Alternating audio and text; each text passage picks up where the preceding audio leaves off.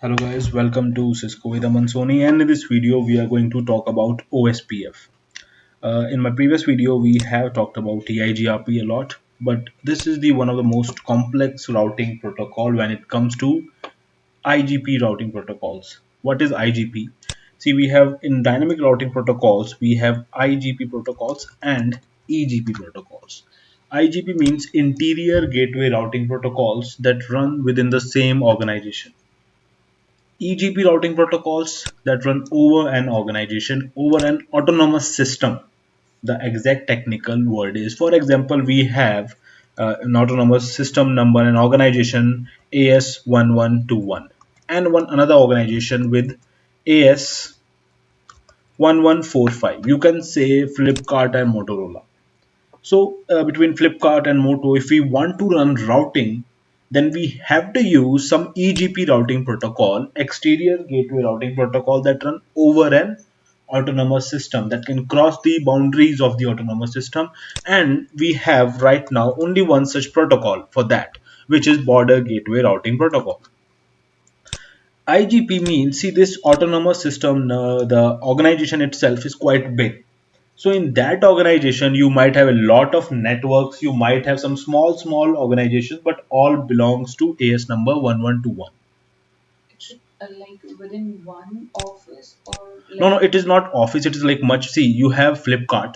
So in Flipkart, I have one office in Bangalore. I have in Delhi, and I have one in head office, let's say in Chennai. So these three all belong to Flipkart. I can have same autonomous, they all belong to same autonomous system number, and if I want to connect them over such large distance, but end of the day they are part of same autonomous system, right? So we have to use some IGP protocol that run within an autonomous system, within an organization. And in CCNA you study almost all these three protocols, which are RIP, EIGRP and OSPF. we have not compared. Okay, so RIP will study later. EIGRP and OSPF RIP, all these are IGP protocols. RIP, okay, see, what about RIP? It is kind of obsolete nowadays. In RIP, there are two versions, RIP version 1 and version 2. Version 2 is used, but very less. EIGRP and OSPF are the mostly used IGP protocols. They are run within an organization. If somebody asks you that simple terms, what is an AS? You can simply say an autonomous system is a group of routers and network devices managed by single organization. EIGRP we have talked about. The topic at hand for today is OSPF.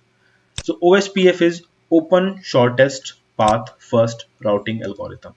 Open Shortest Path First. You might have familiar with the well-known SPF algorithm, which is shortest path first, which is shortest path first algorithm. Okay guys, so this shortest path first algorithm was designed and implemented by a mathematician. The name you might know, Dijkast or something. You might have studied this if you are from BTech. If you are from BCA, MCA, you might have studied this algorithm known as the Dijkast algorithm. In this, the algorithm says there will be multiple nodes, and among these nodes from point A to point B, how to calculate the shortest path. In simple terms, you might be familiar with Google Maps. So in Google Map, you put I am at point A, I want to go to point B, and it will calculate the shortest path possible via the roads.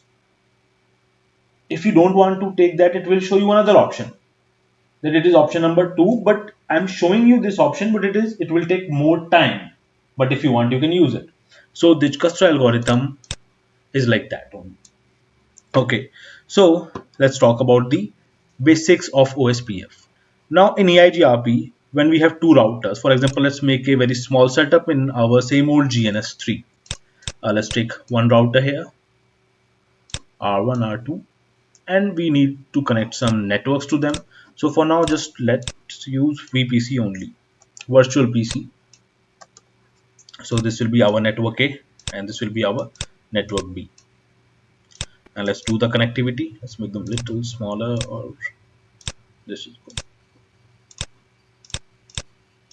Whatever cable you can use, let's use the fast Ethernet. I strongly recommend to do this lab if you are practicing in GNS only. Why? Because you'll be seeing a lot of real-time log messages and things will be much better and more real-like in GNS3.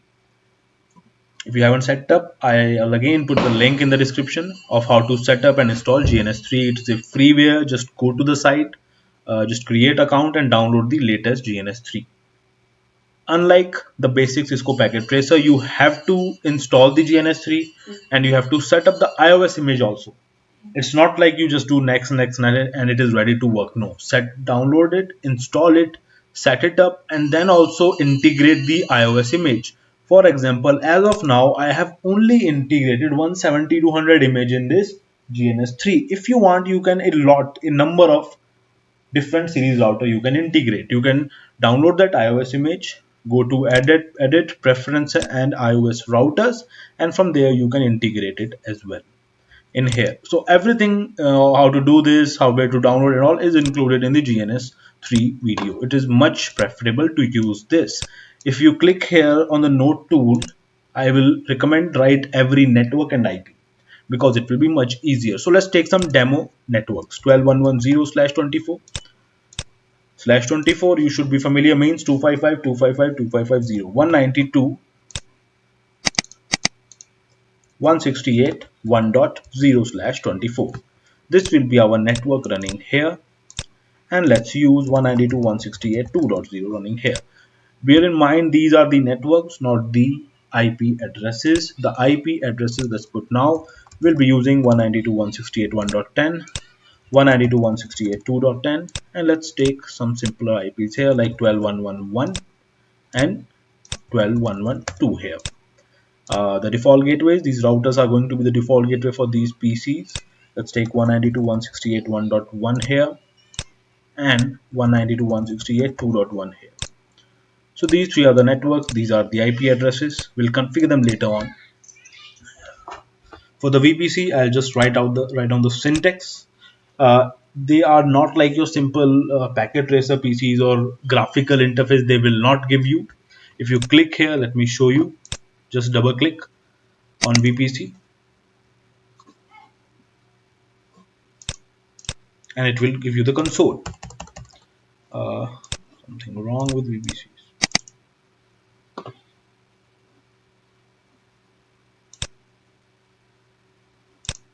Okay, so let's turn it off. Start it again. VPCs are a new integration. In previous old GNS3 versions, there were no VPCs. So sometimes they act weird. We have working PC. So the good thing, if you face the similar issue, just like go to the VPC, right click and stop it. Right click and start it again.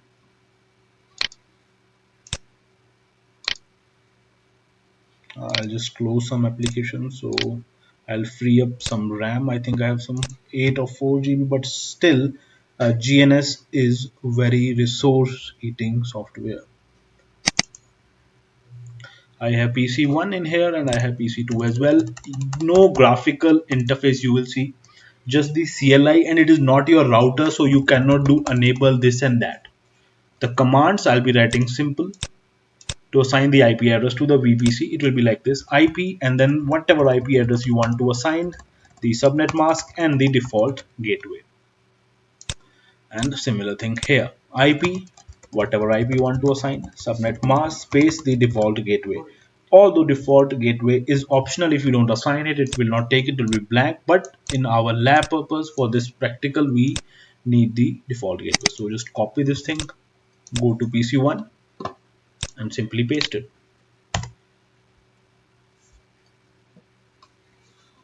Go to PC2, paste it.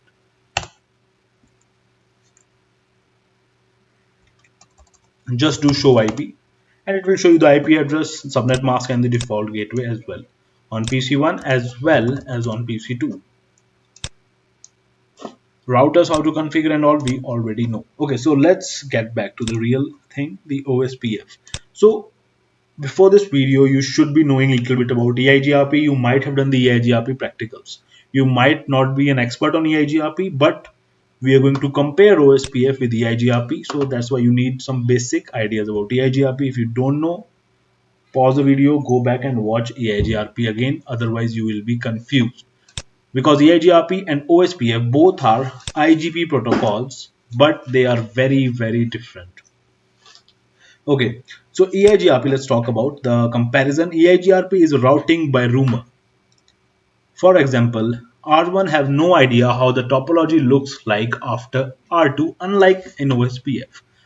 What it means, imagine we have R1, R2, and after R2 we have another routers connected to it. We have R3, we have R4, we have like hundreds of routers going all the way to Google. So we have a lot of routers. But this is the topology that we know. Now, when routers talk about in EIGRP about the network and the routes, how they exchange information, how EIGRP works, you will configure EIGRP on R1, you will configure EIGRP on R2. They will send the hello messages and they will become what is known as EIGRP neighbors. They will become EIGRP neighbors, simple as that. And then they will exchange the routes. R2 will be telling all the routes. For example, he might be, let's assume for now, is connected with this guy over here, and we have some network like after R3, beyond R3 we have all these networks. Just you can assume there are some public IP addresses. We have a lot of networks here. It might be next hop, next to next to next. I'm not creating the full picture. Now R2 will be having all these routes, and R1 just became neighbor with the EIGRP friend, so R2 will tell all these routes to R1, and R1 will do what? R1 will create what is known as, I'll just write the point. Oh, okay, I think I stopped it. Okay, no worries. I'll just turn them back on again. Okay, so come back. R2, what it will do, it will tell all the routes to its neighbor R1, and R1 will listen to the routes, and it will install the routes from listen to by EIGRP neighbor in a special place like my friend dictionary or friend diary, and that place is known as EIGRP topology table. I told you about the table in the EIGRP video. Again, let me just summarize. I will make neighborship, I will listen to the routes, and I will write all the routes told by my EIGRP friend, my EIGRP neighbor in the EIGRP topology table. Before that, obviously, I have to turn on EIGRP on the interfaces. Now, what I have from my neighbor friend is the rumors. I have a lot of rumors, meaning lot of routes that are told by R2. I can reach them. I can reach 10.110, 20.110, and even this, and all the routes that are told by R2, but I have no idea what the topology looks like. R1 knows I am connected to R2, and after R2, a lot of routes are there. Which routes? That I know because he told me I have these routes. And if I want to go, I will just throw them towards R2 because he is my neighbor, he is my next hop. How to go from there? R2 will decide on its own. I believe my friend. I believe on the rumors that I'm listening. That's why it is known as routing by rumor. My friend will tell me some routes, I will listen, I will install them in the topology table. But I cannot use them to forward the traffic. Why? Because only the routes in the routing table are used for forwarding traffic. I will listen to the routes, I'll put in the topology table, and I will select the best routes and put them in the routing table. This is like a small revision of EIGRP as well. I'll put them in the routing table and then I can use them to forward the traffic. But I have no idea how the topology looks like after R2 because we exchange routes, we listen to the rumors. RIP works the same way. RIP also exchange the routes. In RIP, although there is no neighborship concept, RIP is super simple. It will not even send hello. It will not even send any extra stuff. It will just, as soon as you turn on RIP, it will send the routes to the another router. In EIGRP, it is advanced. That's why EIGRP is also known as Advanced Distance Vector Algorithm. RIP is pure distance vector. EIGRP is advanced. Why? It will send the hello message. It will make the neighborship. It will check the parameters are matching or not. Then it will share the update. But end of the day, they will exchange routes. They are blind. They only know their neighbor or their other router. They know the routes, but they don't know the topology, how it looks like. My neighbor is connected to what is the IP on the interface, what are the metric running, what is the distance, how far. No, I don't know the topology information. That's why it is also said the difference that EIGRP, although there is a topology table, but in EIGRP, the topology table is partial. So let's do one more thing. Let's open a new file and just write the differences between EIGRP and OSPF. So point number one, EIGRP exchange routes, meaning what? Works on routing by rumor. But what about OSPF? So you might say, okay, now OSPF is a routing protocol, and does OSPF do not exchange routes? In reality, no. OSPF will not exchange only the routes. It will exchange much more than that. See, R1 have the topology information of his own. R1 knows this. R1 knows that I'm connected to this guy, these are my networks and all. R1, for example, let's assume this whole like is one big map. This is my full topology. R1 knows only about this portion of the topology.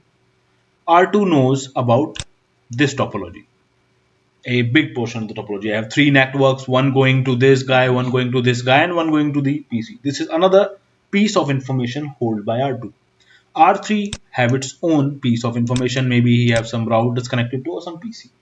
So all these information is known as their own database. R1 will be having its own small database. My database, I know this. I'm connected to this is my topology view. R2 knows its own database. R3 have its own small database. So what happens when you turn on OSPF? There are some things similar also in EIGRP and OSPF. What? In the beginning, when you start EIGRP, it will send the hello packets, match parameters, make neighborship, then it will exchange some routes. OSPF, you will turn on OSPF on the interface, it will exchange hello packets, some parameters are matched, and they will also become what is known as OSPF neighbor. But then things will go sideways. EIGRP exchange routes, OSPF will not exchange routes, OSPF will exchange the database. Whatever database that I know, I will tell you. So for example, we need our old friend paint for this. Let's draw R1, R2 and R3. And I will not use pencil, just like let's connect them. I am R1, I am R2, I am R3. I have my own database. I have my own database as well. I have my own database. Now, if I have my database, I have to like put some ID or some name or something to it, right? I cannot say this is my database, this is my R1 database. No. So how they work in OSPF, they have a database and they will put a unique identification on the database. And that unique identification is known as router ID.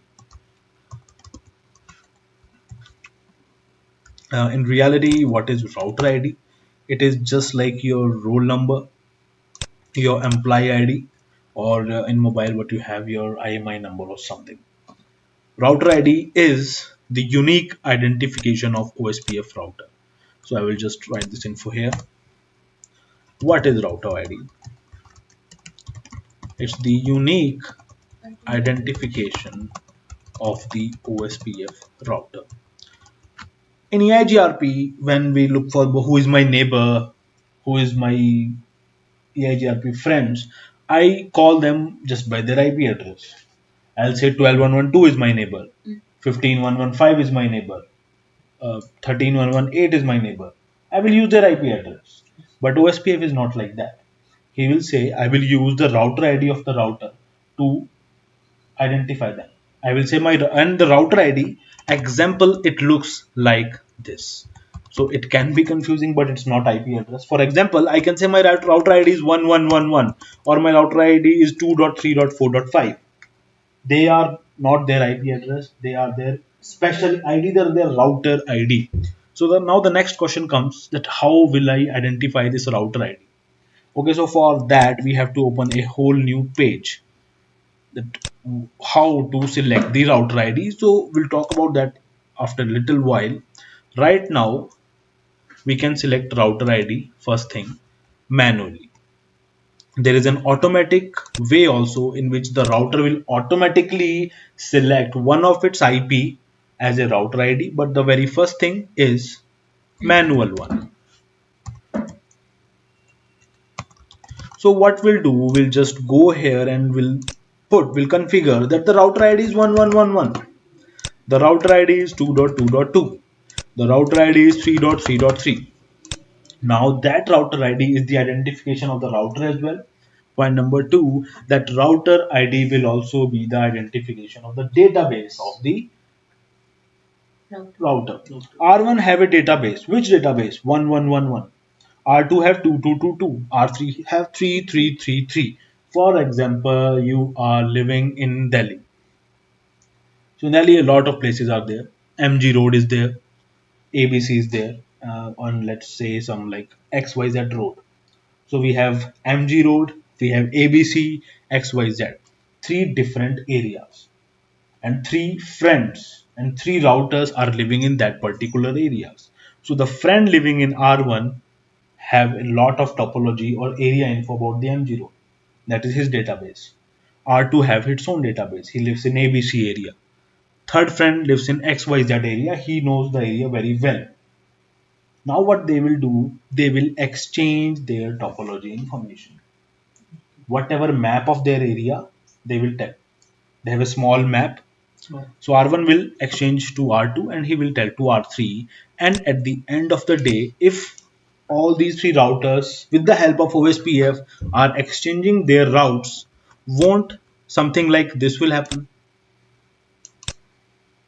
They all will have all the router IDs. They all will not have the router ID, they will all have the Database. databases, not the router IDs, but the databases. I'll just do the same thing. They will synchronize their database.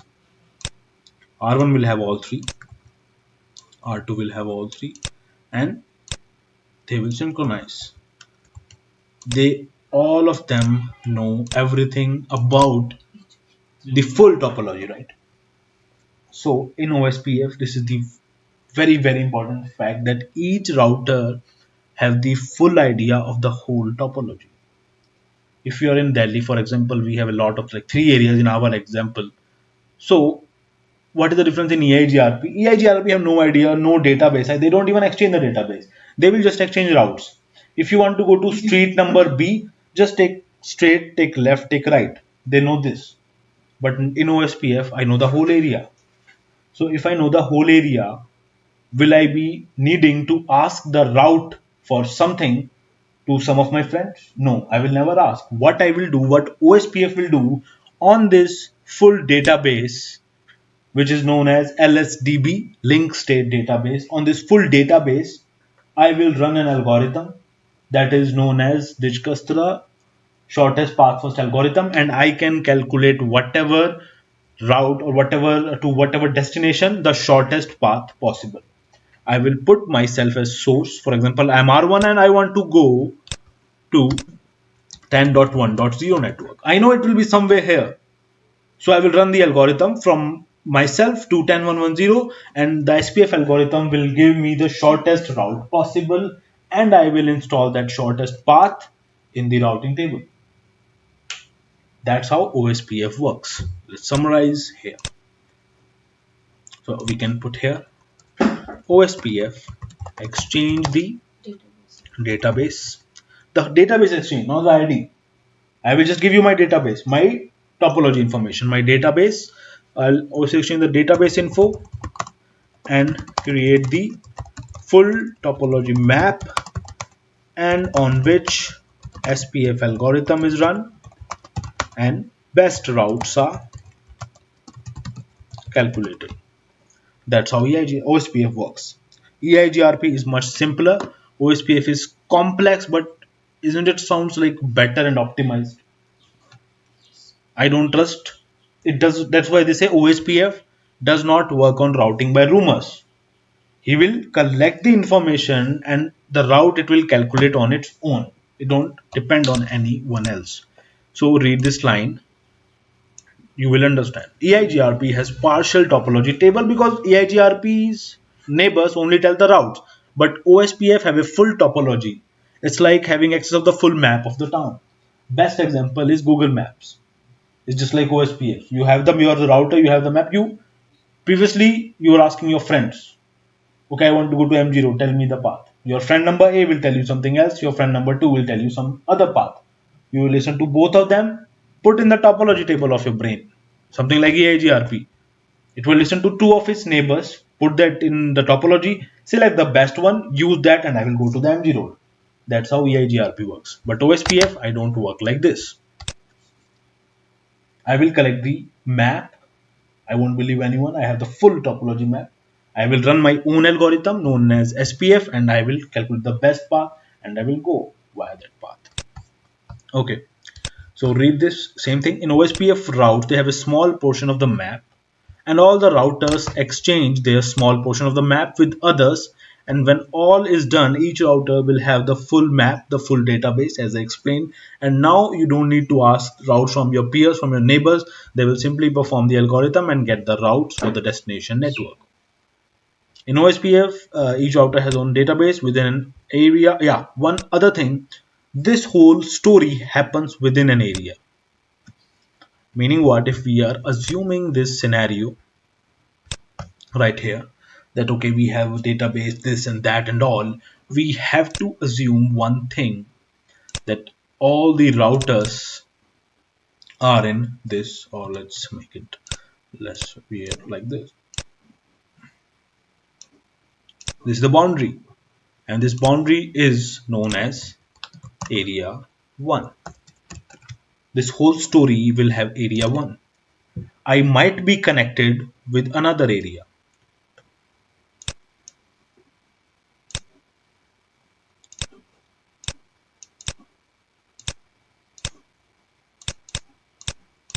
I think that's why they teach paint in school, that we can do these weird things.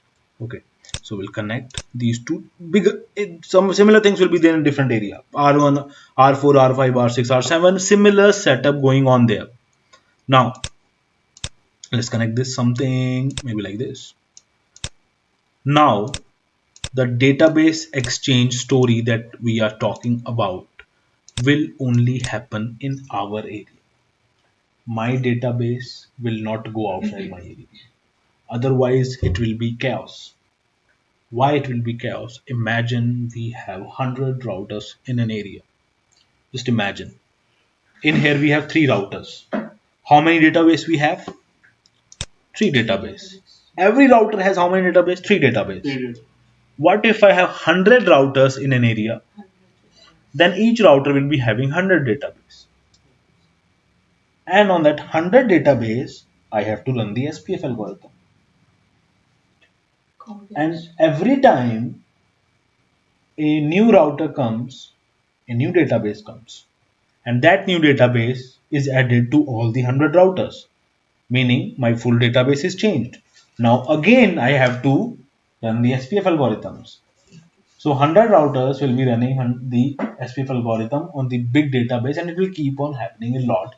That's why this thing in OSPF is restricted in area, or this answers the question mostly asked, why do we need area in OSPF? Can't we put all the 1,000 routers in one area? Yes, you can, it will work. But if you are putting 1,000 routers in one area, all the router will be having 1,000 databases. That's why what you will do, you will optimize it. For example, I have 1000 routers. I will divide them in 10 areas. Getting my point? If I divide them in 10 areas, in each area, how many routers I have? 10. No, no, I have 10 areas. 10. In each 10 areas, I have 100 routers. Simple as that. Okay, that's why you should study good, be good in math in schools. Okay, so see, I have 1000 routers. All are in area 1. Each router will be having 1000 database. You with me? Now, it's bad. It's very bad. Why? Because each router have to do the SPF on 1000 database.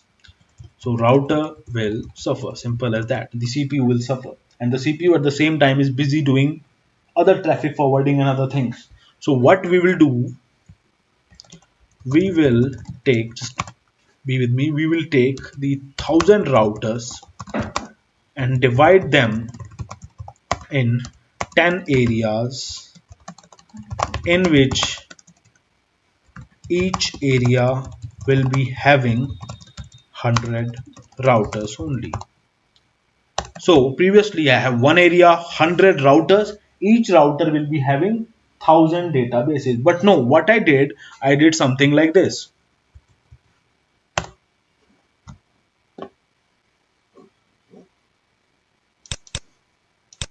I created 10 areas.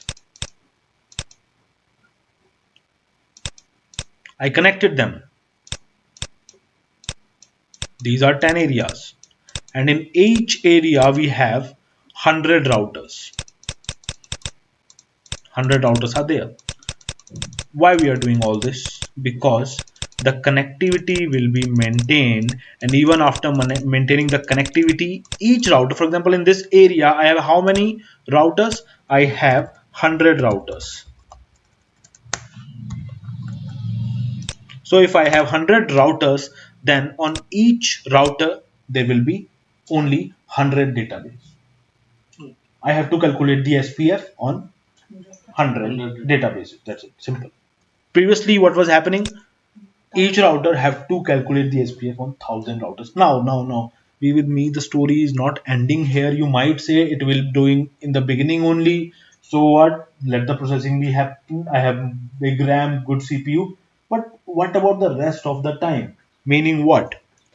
This versus the previous scenario, which was pretty simple. This I have 1000 routers. Now what will happen? I'm just taking one small router. This is my one router. What I will do, I will just take this router and I will put it somewhere here. Just a minute. I'll take one router which will be having obviously only one database, and I will put it here.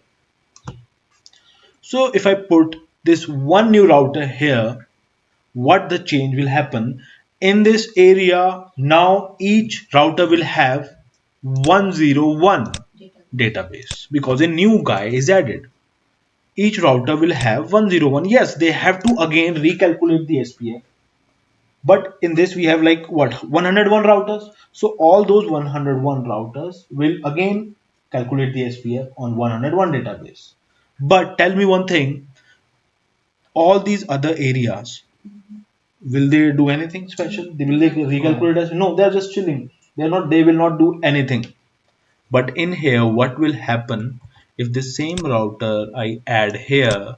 Then now this area, that there will be each router, each and every router will be having 1001 database. So I add one router and 1000 routers will have to recalculate the SPF on 1001 databases. That's why OSPF, the concept of areas will be there. It is there. Okay, so we'll say, and how it works is pretty simple. We will say this is area 1, this is area 2, area 3, area 0, something like this. Okay, and just for the info, we have a special area known as the backbone area. Okay, so you might say, okay, we have area 1, 2, 3, but what's so special about the backbone area? That is not as advanced as this.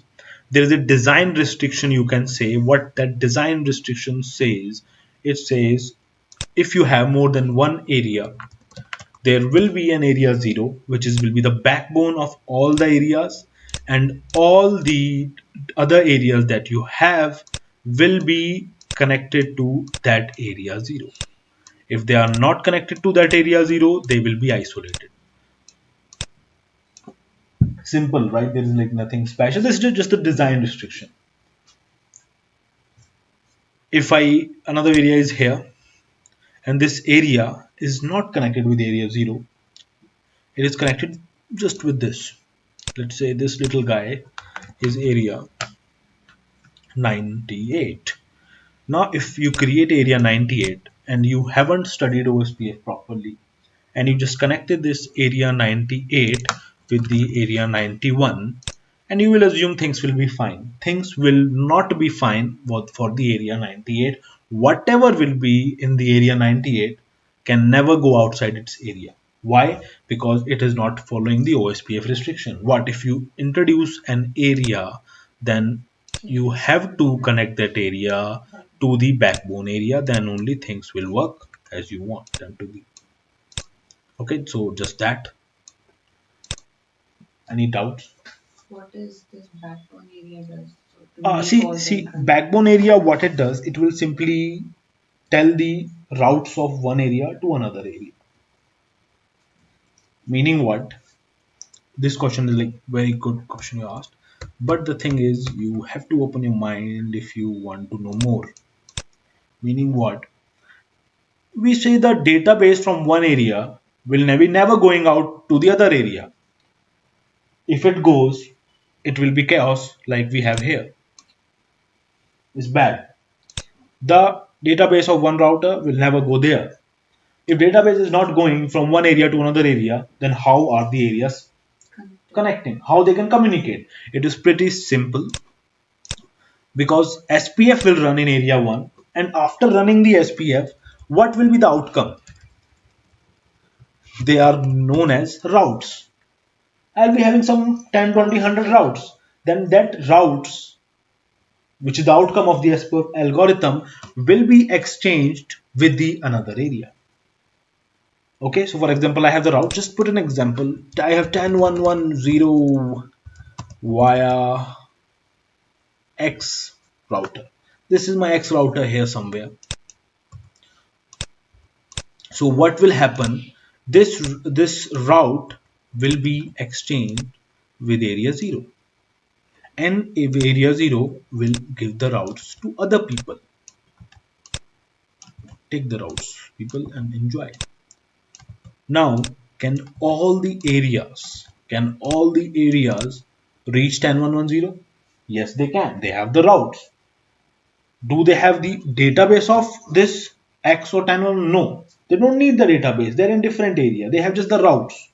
I have the route. I will just go via area 0 and just send it here. Now, if there is one database right here, this area is 98, our weird area, and this area, my friends, are not connected with area 0. So if this area is not connected with area 0, then area 0 will never give these routes to area 98. He will not receive them. Okay, so summarizing, in an area we have some routers. Those routers will be having their own database, small picture right here. In this is what is going on inside an area. I have every router will have their database 111, 222, 333. I will exchange the database. I will have the full database. I will calculate the SPF algorithm, and I will have what is known as routes of this area. Then these routes will be shared to other area I will give it to him only if he is what? If he's, yeah, if he's area 0. If he's area 0, I will give it to him. He's area 0. I'm area 99. I'll give the routes to you. But what if you're not area 0? Then I will not give you the routes to you. And this whole story will also be going on here. Okay, so let's assume I have some routes from orange area. I have some routes from the green area. We don't have the colors, we have the numbers. Routes from green area. These are the routes.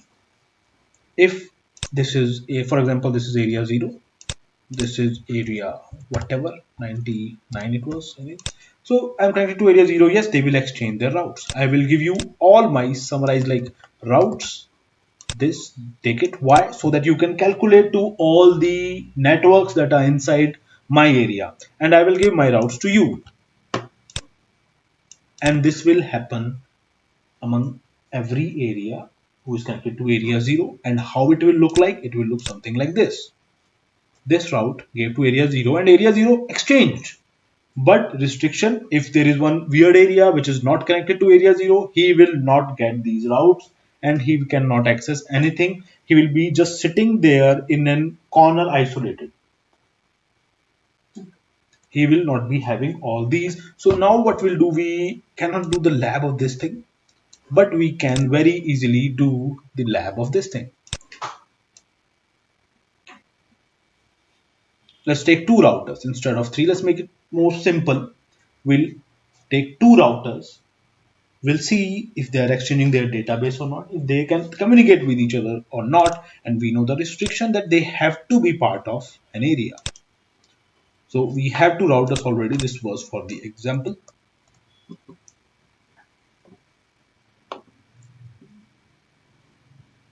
This was also for example. And let's make the whole thing part of an area. Can you give me an example? What the number shall I use? Now, this thing is like quite interesting. Most of the times they say area 0. Is it mandatory to use area 0 here? Not at all. I can use whatever area. I can use area 1 also. But if I have more than one area, one have to be area 0, another have to be area whatever you like. You cannot say I'm connecting area 1 and I'm connecting area 2. You can never do that. There have to be a backbone area. Okay, let's summarize here. Where were we? You can go through these points. Same thing. When exchange is done, each router will be having their own complete database. We're talking about this thing. D1, D2, D3, you can simply say. We in reality use the router ID. Router attach a unique identifier. Already talked about this, which is the router ID. One other small thing. What is the metric used by OSPF? Meaning what? When OSPF says that the network is this much far, so what it used? EIGRP, I told you in the EIGRP, it uses what is known as feasible distance. And in order to calculate that feasible distance by EIGRP, there is a big formula. That big formula is reduced to a smaller formula using the K parameters. It is everything in the video. So, but in OSPF, it is good news for you. We don't have any complex formula. We don't have to reduce any formula. Simple as that. OSPF uses cost. 1, 2 or something like that. That this, the cost of this destination network is this. And what is the formula of cost? It is the bandwidth divided by 100. That's the formula. Okay guys, so see metric used, yeah, it is pretty simple, but actually it is 100 divided by bandwidth, my bad. And this thing is known as the auto reference bandwidth. It is 100 divided by the bandwidth that you are using. For example, I'm using the fast Ethernet like we are using in here. This is a fast Ethernet link, mean 100 Mbps. So what would be my cost for this link? Can you tell me? It is pretty simple. The cost will be 100 divided by the bandwidth. What is the bandwidth of this link? It is 100. So 100 divided by 100 is 1. If, for example, I'm not using fast Ethernet, I'm using Ethernet 10 Mbps, then my cost will be 100 divided by 10, which is 10. So in here, my metric for this link is 1. So OSPF uses pretty simple metric formula. Sometimes one very good question comes, what if my bandwidth is gigabit? Then what will be the formula? 10 divided by 1000? And cost is never in points. So in that case, what you will do, there is a command. Using the command, you will change the auto reference bandwidth. My auto reference bandwidth is 100.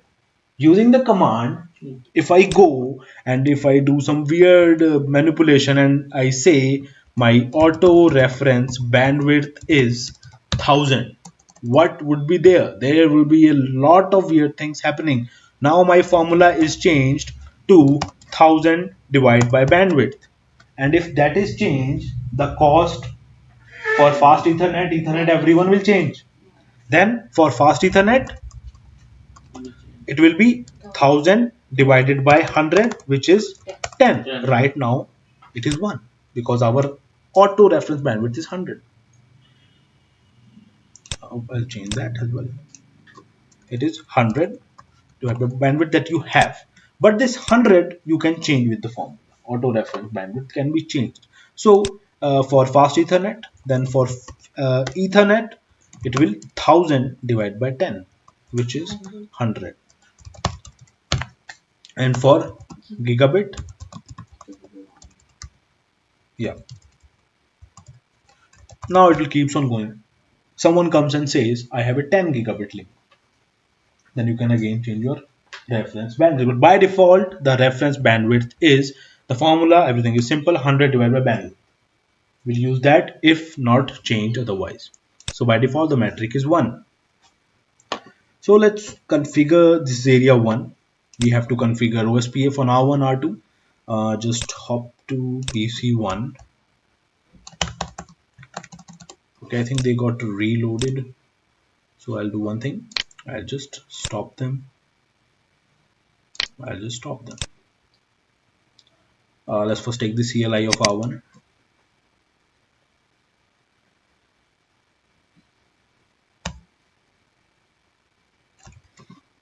This is my R2.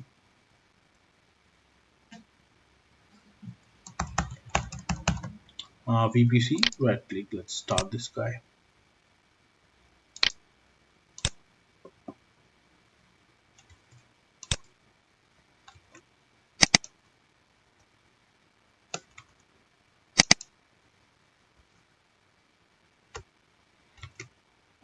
Okay guys, so whenever you're using GNS, it's all good and it's very fine, but always keep one thing in mind, keep an eye on a task manager.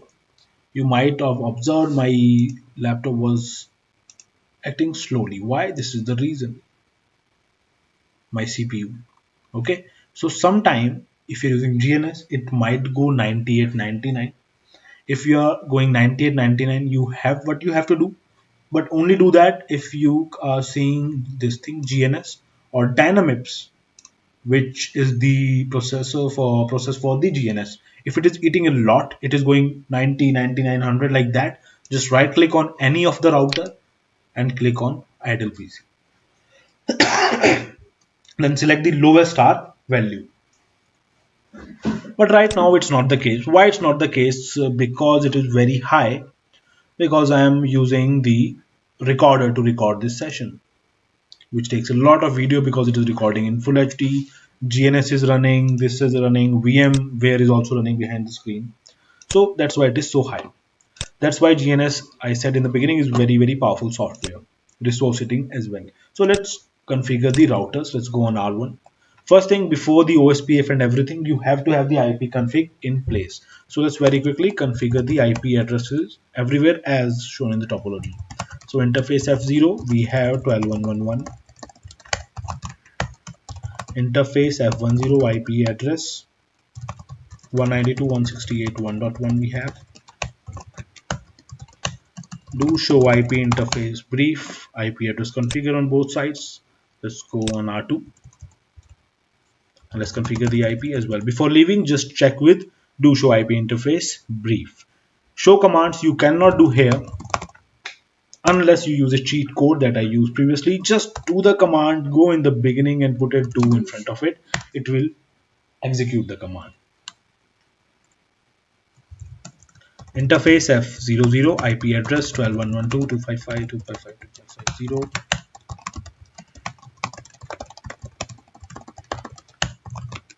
IP address is done. Just configure, just confirm with show IP interface brief. We have this, I think, 12.112. Wait a sec, let's confirm. Okay, it didn't take that.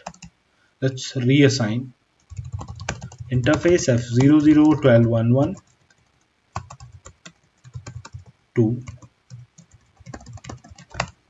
done. And let's go to F10 IP address 192.168.2.1.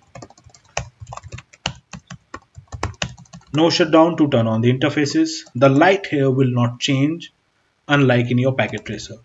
It will always be up green as soon as the router you turn it on. Show IP interface brief. Two interface. One should be 12.112. Other should be 192.168.2.1.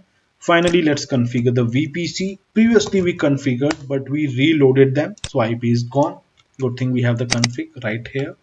So for PC1, just paste it. For PC2, just paste it right here. IP address is done everywhere. Let's go to router. I'm sitting on R1. A good practice is to check after configuring whether I can reach my directly connected devices or not. I can ping 12.112. I can ping 192.168.1.10. Many times the question comes from interview students, why every time the first packet fails? Just one line for you. Go read the ARP protocol. Our protocol is working behind the scene. The resolution, MAC resolution happens. It sends ARP request, got the ARP reply, got the MAC address of the other side. That's why the first packet times out. After that, if you ping, there will be no delay. After some time, after 5-6 minutes, if I ping, if I don't do anything, after some time, 5 minutes by I think for ARP table, it will remove, flush the MAC address, and again it have to send the ARP. So let's go to R2. Can I ping my directly connected PCs? 192.168.2.10, 12.111. Yes, I can ping both of them. So let's configure the almighty OSPF without any delay. Router OSPF. Now, if you are familiar with EIGRP, you might know that in EIGRP we do router EIGRP and the autonomous system number ID. One of the biggest confusion about EIGRP and OSPF. Question mark. It says process ID. Another difference. EIGRP uses AS number for the configuration, while OSPF uses process ID. A very important note. I've told you in EIGRP, if you are giving router EIGRP 100 on R1, on R2 it have to be EIGRP 100 because that is the autonomous system number. That is the organization, the ID of the whole boundary. But in here, are we using autonomous system number? We are using areas. We have the concept of areas. And are we giving area here? No, we are just giving a process ID. From technical perspective, what is the definition of process ID? It is nothing special but just a ID associated with a particular running process. Everybody knows task manager. Go to services. A lot of services are running. What is this? This is the process ID of the services. That's it. That's it. 2268 it is the ID of the service. So similarly, you have to assign a process ID for the OSPF that you want to run. I can use 100 here. If I'm using 100 here on R1, do I have to use 100 on other side? No, because it is locally significant. It is only on my router. It's just a process ID. So always keep, and you can, if you want, you can even keep it same. If you want, you can keep it different. But in EIGRP, the value have to same because it is not process ID. Note, in EIGRP, the AS number on both sides should be same. But in OSPF, the process ID on both sides may or may not be same. It's up to you. What I would recommend, keep them same just to avoid confusion. Because if you have 5 routers, you are using router OSPF 100, 200, 300, 400, 500. You have to remember which process ID is running on which router. Otherwise, for example, in here I am running router OSPF 100 and in here I am running OSPF 200. If the next time I go to R2 and if I do router OSPF 100, you know what will happen? You started two different OSPF on that router, which is a very common mistake. I've seen like students doing practical and on one router they have 3 OSPF running. But just to avoid simple, keep just router 100 everywhere. You don't have to remember anything. But keep in mind, if you see somewhere process ID 100 and 200, don't get confused. You can do that. It will work just the same. Okay. So we have router OSPF 100 network, bringing back old memories from EIGRP. Same thing, network. Now you might remember, okay, we used to do something like this to turn on the EIGRP, whatever network, like for example, we have 12110, we can give this. Why? Because it will only look at the first octet, because it is a class A IP and you used to do enter. But we are not in EIGRP anymore. Things are different. Things are big. Things are more complex. That's why we don't know what to do next. So simple as do a question mark. It is asking about the wildcard bits. A huge, not huge, like a completely different stuff to talk about. So what the wildcard says, I'll try to keep it as simple. Wildcard says, you tell me I will turn on OSPF, but tell me which octets you want me to match. Which octets you want me to match on the interface so that I will turn on OSPF. If you say match octet 1, I will match octet 1. If you say match the first 2 octet, I will match first 2. If you say match first 3 octet, I will match the first 3 octets. By default, in EIGRP, how many octets it was matching? Only the first octet it was matching. That's it, because it's a class A IP. But right now, it will not do that. So we need a new page. Now, what is wildcard? We know subnet mask, but it is something else. Wildcard mask is mandatory to use in OSPF to tell which octets, or which bits to be precise, which bits to match on the interface to turn on the protocol in the network command. It is used. Best thing to study or to be more good in wildcard with examples. Config T. I have a router, not tell. I have a router R1, as in my scenario I have 12.1.1.1 configured. In here I have 192.168.1.1 and I have connected to a PC1. This is my topology. So guys, on R1 I'll go and I'll do something like this. Config T router OSPF 100 network 12.0.0.0. Now I want to match only the first octet, let's say. Then match the first octet. If first octet is 12, turn on OSPF. So in the wildcard, how to match? 0 means or says must match, and 1 says do not match, or I would like to say I don't care.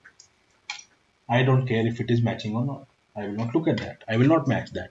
0 means must match. So what it means, in my wildcard, if it is 0, then I will match that particular octet or that particular bit. If it is 1, then I will not match. So if I say something like this, this is an example of wildcard. What this wildcard says, now the first octet we have, this is 0 means all zeros. 255 means 8 ones in binary. Yes, one. So we have 8 ones, all ones, all ones.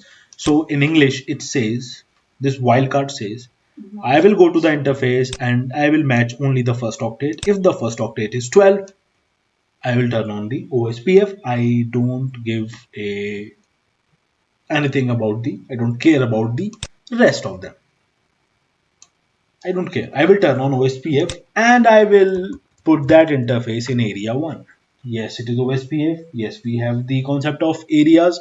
You have to put each and every interface in an area. You will never say that this router is part of area. You will say the interfaces are part of area. Okay, so keep a small point. Interfaces are put under areas, not routers. So whatever interface with the first octet as 12 will be part of OSPF 100 process ID and will be in area number 1. So it should work. Let's check.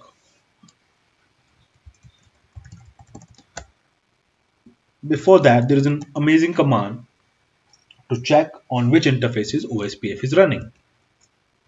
Show IP OSPF interface brief. Might bring some old memories because in EIGRP it is show IP EIGRP interface. Not same. In EIGRP it is show IP EIGRP interface. But in OSPF you have to do show IP OSPF interface brief just to see a brief info on which interface OSPF is running. But we are forgetting the cheat code.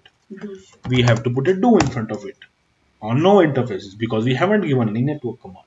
So let's do network 12.0.0.0.255.255.255 area 1. If no error, nothing, it means command is executed. Let's check on which interface OSPF is running.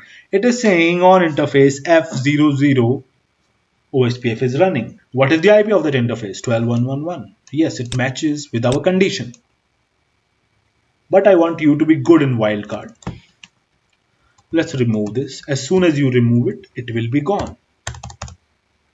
This was just sample number 1. What if I do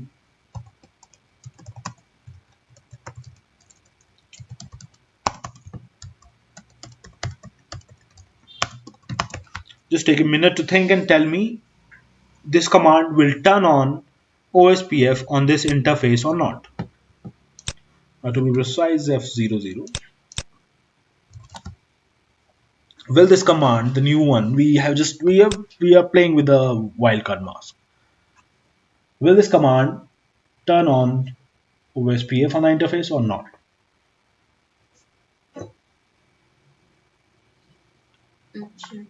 It should. It should not. Okay. So few students say it should, some say it should not. First, let's try to read it using because see, just always bear in mind the meaning of the wildcard. 0 means match, 1 means I don't care. So it says how many octets I will match? I will match the first 3 octets. If I have the last octet, I don't care.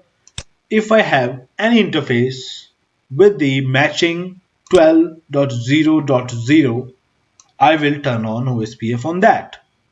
Now just tell me, do show IP interface brief. These are all the interfaces. Can you see any interface starting with 12.0.0? No, we don't have 12.0.0. That's why this command will not work. Let's confirm. Network 12.0.0.0.0.255 area 1. Let's check if OSPF is running or not. It is not running. Why? Because this command says match the first 3 octets. Match 12.0.0. Can you see 12.0.0? No, I don't have. That's why matching failed. The command will not work. Okay, so the last one. Then we'll continue with the lab. Just tell me network 12.1.1.0.0.0.255 area 1. Will it work? Yes, it should. Actually, this was the wrong one. Either you should give it like this or either you should give it something like this. I will say match 12111. Yes, we have 12111. It will match the first few octets and it will turn on the OSPF. Let's check. OSPF not running. Let's give the command. Oh, doesn't matter if you give 2 times, it will work the same. But yeah, same thing. Okay, 000 match 1211. Do we have 1211? Yes, we do.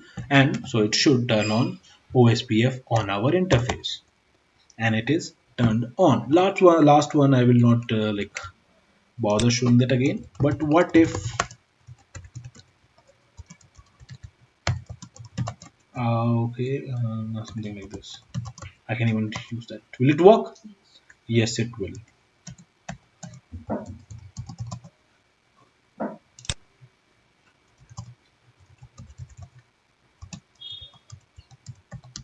Will this work?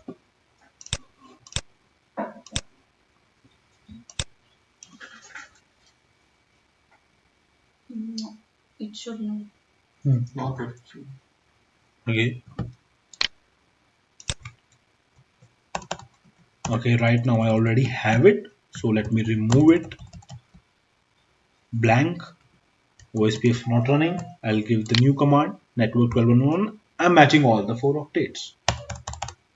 Keep things simple. Even if you go more into complex stuff. Try to keep things simple. Wildcard says how many octets I will match? 4. 12111. Do you have 12111? Yes. Yes, you have. So if you have 12111, it should work. So I'm just telling you, like, after all this thing, you should be good with the wildcard. And one other, why I'm showing you this, don't do these things while configuring OSPF. Okay, either do it like this, simple as that, or either do it like this. No, this is wrong. Do it like this, 1200, or you can also use this one as well. People mostly use this one or this one. Cisco recommends to use this one. This is Cisco preferred. Cisco says if you want to turn on OSPF, then match all the 4 octets. Why? Why Cisco says this? Because it wants the correct exact IP. Because there's a reason behind it. What if I'm giving this and I have some other interface like this on my router? I have some interface with this network. I have some other interface with, see, these are 2 other interfaces. Look at their first part, starting with 12.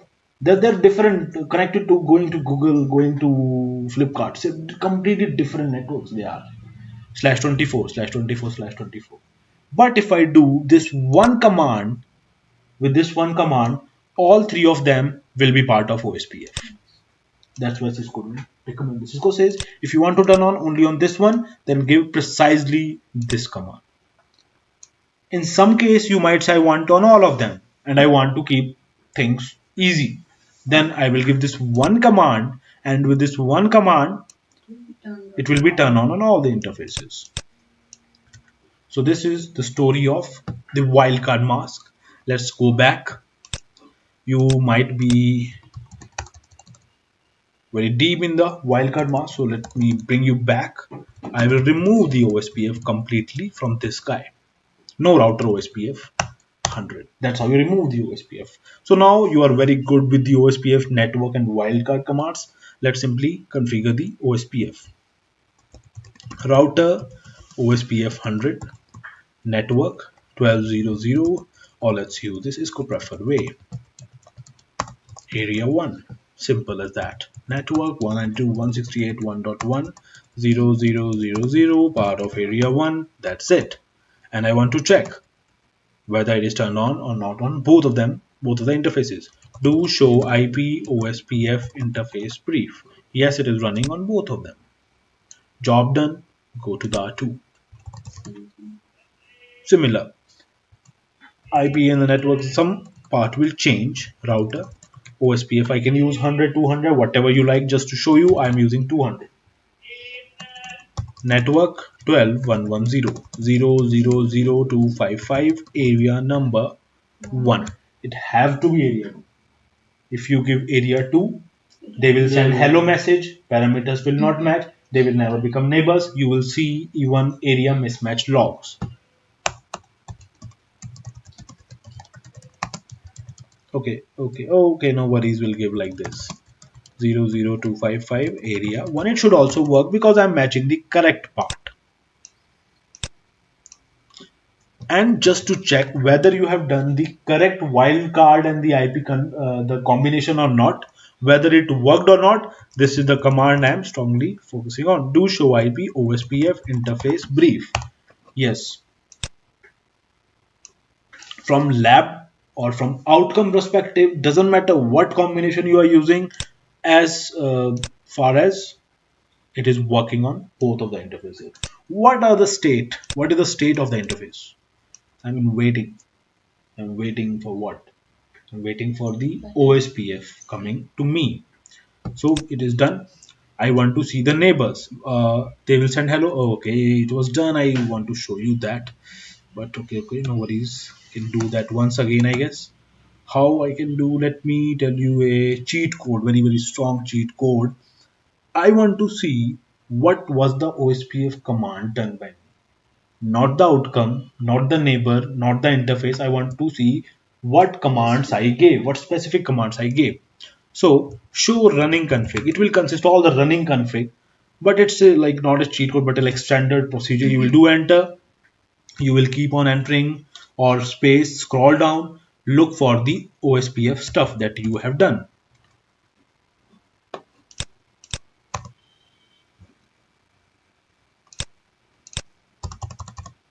And somewhere you will see your OSPF.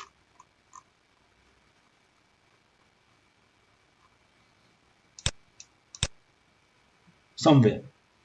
The more config you have, the more longer it will become. But the cheat code is show run pipeline on the keyboard. I want to select a section. The full form is actually section, but I can even just say S. I want to select a section that contain the OSPF keyword borrowed from Linux, grep feature of Linux. So it will extract it. And I want to see my neighbor. Show IP OSPF neighbor. My neighbor is in, this is guys my neighbor.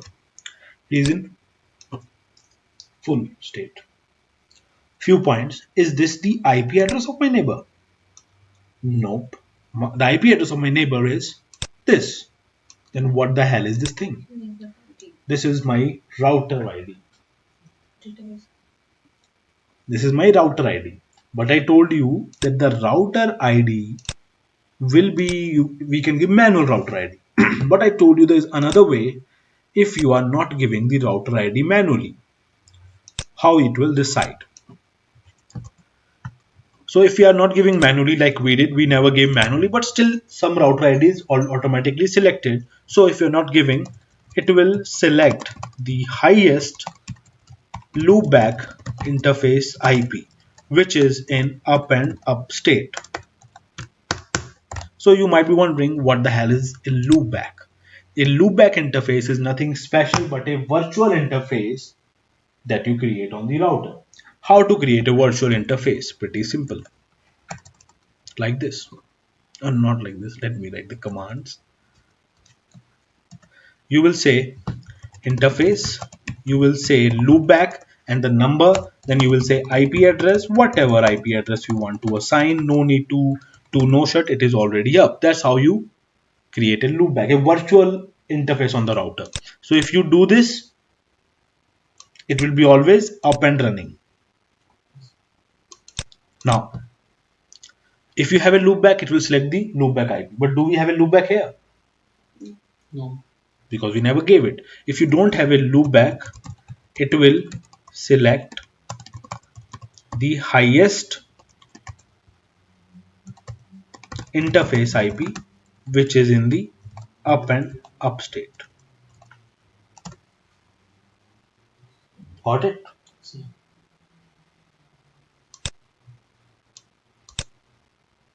So on this router, let's go to R1 or it's here. Which is the highest interface IP? Is it 12.111 or 192.168.1.1? It is 192.168.1.1, right? Highest, like bigger IP. It is 192 versus 12. 192 is bigger, right? So that's why this IP automatically become the router ID. It will become the router ID. This is higher and it became the router ID. That's why R2 is saying that my neighbor is 192.168.1. And on R1, he will say my neighbor is 192.168.2.1. Show IP OSPF neighbor. My neighbor is 192.168.2.1. Okay. So if the router ID here is 192.168.1.1, then this is the database ID also. And the database ID here is 192.168.2.1. So the database on R2 is this. The database on R1 is this. So if you go to R1 and if you do show IP OSPF database to see, because neighborship is a how many database that I have. I have two databases, which is 192.168.1.1 and 192.168.2.1. Both database are there, and on this database, this full topology info, I will do the SPF algorithm and I will calculate the routes. Which routes? Which is in here in your routing table of the other network. And you can ping from PC1 to PC2 because routes are everywhere on both routers. The first 2-3 packets might fail because of the ARP. Let's go to PC2 and you can also ping to the other side.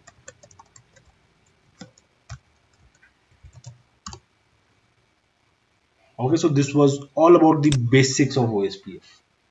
Okay, so we'll do another video on what are the contents of the hello packet, what goes inside the OSPF to match the parameters, and some other things like the state of the OSPF. Because let me show you.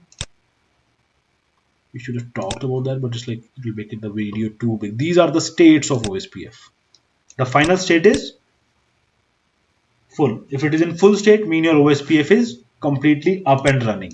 And look, show IP OSPF neighbor. My neighbor is in full state. But when to go to the full state, it will go from down OSPF down. It will pass all these 7 states, I think. Yep. Attempt is actually a special one. You can exclude that. So in all these stages, some things happen. So we'll talk about what happens in all these states changes and what are the contents of hello in the next OSPF lecture. Okay, so this is for now. Try the whole lab and do write down all the other difference, because in here we wrote only 2-3, but a lot of other difference are there. Just to summarize, full topology versus partial topology we have. EIGRP exchange routes, OSPF exchange database. It uses SPF algorithm. It is not working on the routing by rumor concept. The wildcard also. No need to give wildcard in EIGRP. But in OSPF, you have to give the wildcard. So these are all the difference. And let's see you in the other lecture.